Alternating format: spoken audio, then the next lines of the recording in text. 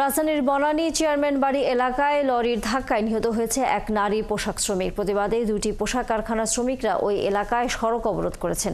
এতে বনানী, মহাখালী ও গুলশান এলাকায় তীব্র যানজট তৈরি হয়েছে। দুর্ঘটনায় আহত হয়েছেন আরেক নারী পোশাক শ্রমিক। বনানীতে সকাল আনুমানিক 6টার দিকে চেয়ারম্যান বাড়ি ইউটার্ন ইনকামিংয়ের এক নারী সড়ক দুর্ঘটনায় প্রাণ হারিয়েছেন। তবে কোন পরিবহন দুর্ঘটনাটি ঘটিয়েছে তা এখনও নিশ্চিত হওয়া যায়নি। পুলিশ ও সংশ্লিষ্ট কর্তৃপক্ষ দুর্ঘটনার কারণ অনুসন্ধান করছে এবং যান চলাচল স্বাভাবিক করতে তৎপর রয়েছে। দর্শক, আপনারা নিশ্চয়ই জানেন যে পুরো ঢাকা শহরে তীব্র যানজট তৈরি হয়েছে। বনানীতে পোশাক শ্রমিক দুর্ঘটনা নিহত হওয়ার ঘটনার পর সেখানকার শ্রমিকরা পুরো ঢাকা শহরে কম বেশি বিভিন্ন জায়গায় রাস্তা অবরোধ করে রেখেছে, যার ফলে ঢাকা শহরের বেশ কিছু গুরুত্বপূর্ণ এলাকায় তীব্র যানজট তৈরি হওয়ার পাশাপাশি যান চলাচল বন্ধ রয়েছে। সেই খবর আমরা জানবো। আমাদের সহকর্মী হাবিব রহমান যুক্ত হয়েছেন বাংলা মোটর এলাকা থেকে। হাবিব, যেমনটা আমরা আসলে জানি, আজকে ভোরে পোশাক শ্রমিক নিহতের ঘটনার জেরে সেখানকার তার যে সহকর্মীরা তারা মহাখালীর পুরো এলাকাটি যান চলাচল বন্ধ করে দেয়। তার প্রভাব এরই মধ্যে পুরো ঢাকা শহরে পড়ছে। আপনি আছেন বাংলা মোটরে, সেটি একটি ব্যস্ততম একটি এলাকা, জানাবেন সেখানকার যানজটের খবরাখবর। তানিয়া, আসলে বনানীতে যে ঘটনাটি ঘটেছে, শ্রমিক নিহতের ঘটনা, সে তার পরবর্তী থেকে কিন্তু শ্রমিকরা সকাল থেকে সেই এলাকাতে, বিশেষ করে মহাখালী এবং চেয়ারম্যান বাড়ি এলাকা, সেখানে তারা অবস্থান করে সড়ক বন্ধ করে দেয়।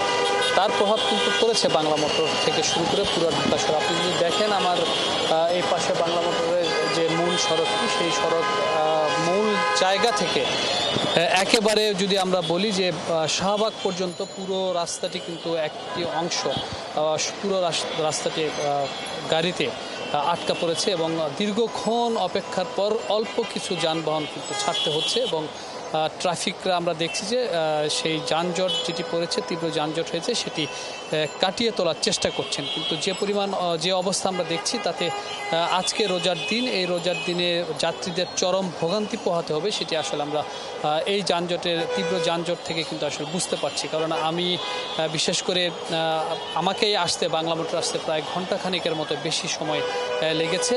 বিশেষ করে প্রেস ক্লাব এলাকা থেকে এই বাংলা মোটর আসতে ঘণ্টাখানিক সময় কিন্তু পার হয়েছে। কাজেই ঘণ্টা দেড়েক দুয়েক সময় অপেক্ষা করে কিন্তু যাত্রীরা তাদের নির্দিষ্ট গন্তব্যে পৌঁছতে পারছে। শুধুমাত্র এটি নয়, আমরা যদি আরেকটি জায়গা দেখাতে চাই, সেটি হলো যে সোনারগাঁ থেকে যে সড়কটি রয়েছে, সেই সড়কটিও কিন্তু আপনার যানবাহনে আটকা পড়েছে এবং আরেকটি যেটি সড়ক রয়েছে ইস্কাটনের যে সড়ক, সেই সড়কও তীব্র যানজট এবং সেখান থেকেও কিন্তু অল্প পরিমাণ গাড়ি ছাড়তে পারছে এবং সেখানেও ঘণ্টাখানিকের মতো অপেক্ষা করে যাত্রীদেরকে বা যানবাহনগুলোকে ছাড়তে হচ্ছে। অর্থাৎ আপনি জানেন যে রাজধানীতে এই ধরনের যখন ঘটনাগুলো ঘটে, তখন একটি এলাকায় যখন এরকম সড়ক অবরোধ করা হয়, তখন কিন্তু পুরো সড়কে বা পুরো রাজধানী জুড়েই কিন্তু এরকম তীব্র যানজট দেখা যায়। আপনি যদি দেখেন, এটি হলো সোনারগাঁর যে সড়কটি রয়েছে, সোনারগাঁ থেকে আসার সড়কটি বাংলা মোটরের দিকে, সেই সড়কটি কিন্তু পুরো যানজটে একেবারে গণপরিবহনে বা ব্যক্তিগত গাড়িতে কিন্তু একেবারে আটকা পড়ে আছে। এরকম অবস্থা আসলে পুরো ঢাকা শহরে আমরা লক্ষ্য করছি। শুধুমাত্র এটি নয়, যেটি ইস্কাটনের সড়কটি রয়েছে, সেই সড়কও আমরা তীব্র যানজট দেখতে পাচ্ছি। মানুষ অপেক্ষা করছেন ঘন্টার পর ঘন্টা এবং গরম পড়েছে। আপনি জানেন যে গেল কয়েকদিন ধরেই বৃষ্টিপাত নেই, যার ফলে গরমটা অনেকটা বেশি, মানুষকে ভোগান্তি পোহাতে হচ্ছে। রোজা থেকে মানুষ অনেকটাই অতিষ্ঠ হয়ে পড়ছে এই তীব্র যানজটে।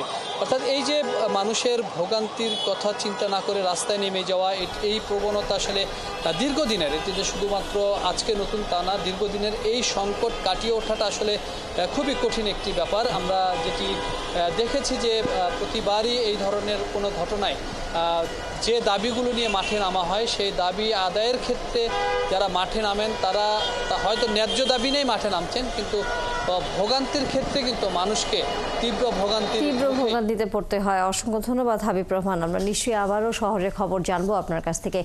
দর্শক, এই বিষয়ে আরও খবর নিয়ে আমাদের আরেক সহকর্মী মহিম মিজান যুক্ত হয়েছেন।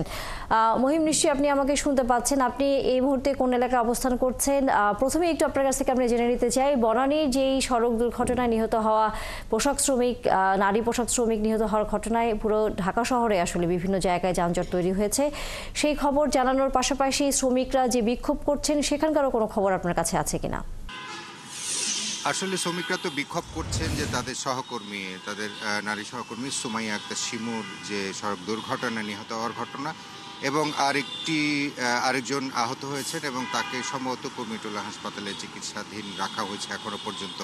তো শ্রমিকরা তারা সড়ক অবরোধ করে একে বলা চলে ৭টার পর থেকে মহাখালী থেকে যে উত্তরা যে সড়কটি রয়েছে, চেয়ারম্যান বাড়ি থেকে যে উত্তরার দিকে সড়কটি রয়েছে, সেই সড়কটি তারা আসলে বন্ধ করে রেখেছে বিচারের দাবিতে। এবং যারা এই দুর্ঘটনা ঘটিয়েছে তাদের সহকর্মী পোশাক শ্রমিক, যে সহকর্মী সুমাইয়া আক্তার সুমি, তাকে যে গাড়ি চাপা দিয়ে হত্যা করেছে, তাদের বক্তব্য অনুযায়ী তাদেরকে গ্রেপ্তার করে দৃষ্টান্তমূলক শাস্তির ব্যবস্থা করতে হবে এবং তাদের এখানকার যে পারাপারের জন্য যখন তারা পারাপার হবে তখন যাতে তারা নির্বিঘ্নে পারাপার হতে পারে। যেমন আসলে আপনি জানেন যে পোশাক শ্রমিকরা যখন রাস্তা পারাপার হয় তখন আপনি শিল্প, পুলিশ সহ অন্যান্য ভলেন্টিয়ারি সার্ভিস দেওয়া হয়ে থাকে, যাতে রাস্তা পারাপারের সময় তাদের বিশেষভাবে পারাপারের সুযোগ করে দেওয়া হয় এবং তখন যান চলাচল কিছু সময়ের জন্য বন্ধ থাকে এবং যখন তারা পারাপার হয়ে যায় তখন একেবারে যান চলাচল স্বাভাবিক থাকে। এটি আশুলিয়া এবং ওখানকার যে ইন্ডাস্ট্রিয়াল এরিয়াগুলো রয়েছে, গার্মেন্টস এরিয়াগুলো রয়েছে, সেখানকার নিত্য নৈমিত্তিক ঘটনা।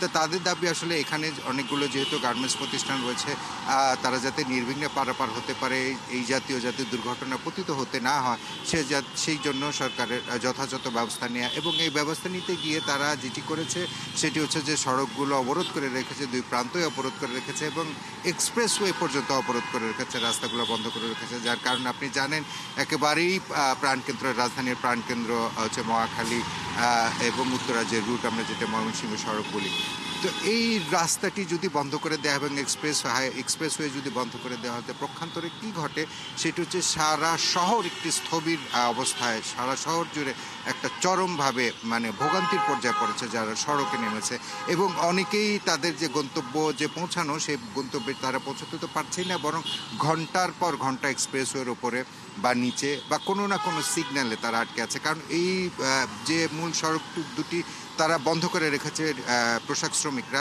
সে কারণে যে সংযোগ সড়কগুলো সেগুলো বন্ধ হয়ে আছে এবং সংযোগ সড়কগুলো যে আশেপাশে যে কানেক্টিং সড়কগুলো রয়েছে, যে অন্য যে সংযোগ সড়কগুলো রয়েছে সেগুলো বন্ধ হয়ে এক্সপ্রেসওয়ে সমস্ত কিছু বন্ধ হয়ে স্থবির অবস্থায় রয়েছে। তারপর আইন শৃঙ্খলা রক্ষাকারী বাহিনীর সদস্যরা তাদের সঙ্গে কথা বলছেন, তাদেরকে নিবৃত্ত করবার চেষ্টা করছেন, তাদের যে যৌক্তিক দাবি সেই দাবিগুলো সরকার কাছে পুনর্ব্যক্ত করে এবং যারা এই দুর্ঘটনার সঙ্গে জড়িত তাদেরকে গ্রেপ্তারের আওতায় আনার প্রতিশ্রুতি দিচ্ছেন এবং বোঝানোর চেষ্টা করছেন। কিন্তু এখনও পর্যন্ত সেই যে শ্রমিকরা রয়েছেন, পোশাক শ্রমিকরা রয়েছেন, তারা তাদের সহকর্মীর মৃত্যু এবং আহতের ঘটনা এখনও পর্যন্ত মহাখালী চেয়ারম্যান বাড়ি থেকে শুরু করে যে কাকুল এবং উত্তরা এই পুরো সড়কটা এখনও পর্যন্ত বন্ধ করে রেখেছে, যার কারণে শহর জুড়ে এক ধরনের নাভিশ্বাস উঠে রয়েছে যারা রাস্তায় নেমেছে, যারা কর্মস্থলে যাওয়ার জন্য বা কর্মস্থল থেকে অন্য জায়গায় যাওয়ার জন্য বেরিয়েছেন, তাদের একেবারে খুব কঠিন সময় পার হচ্ছে। কারণ পুরো শহর একটা স্থবির আকার ধারণ করে আছে মূলত সড়কগুলোতে। তানিয়া, অসংখ্য ধন্যবাদ মহিম মেজান। আপনার মাধ্যমে আমরা বনানীর দুর্ঘটনার খবরের পাশাপাশি পুরো ঢাকা শহরে যে যানজট তৈরি হয়েছে ঘটনাকে কেন্দ্র করে তার খবরাখবর জানছিলাম।